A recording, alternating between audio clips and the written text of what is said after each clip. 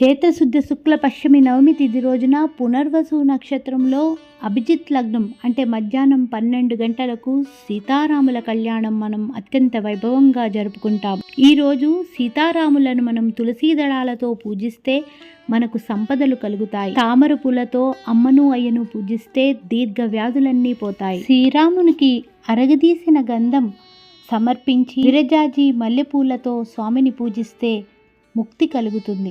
ఈ రోజంతా రామనామ జపం చేస్తూ మనందరం తరిద్దామండి. ఆ వైకుంఠనాథుడు భూలోకానికి ఏతించిన తిథి పార్వతీదేవి మీనా హిమవంతులకు జన్మించిన పవిత్రమైన తిథి ఈ రోజు. ఇంతటి పవిత్రమైన తిథి రోజున నిరంతరం రామనామం చేసుకుంటూ సీతారాముల కళ్యాణ ఘట్టాన్ని చూసి చదివి పట్టాభిషేక ఘట్టాన్ని చదివి అనుభూతి పొంది రామపారాయణను చేస్తూ రాముని కృపకు మనందరం పాత్రలవుదామని కోరుకుంటూ మీ రశ్మితో.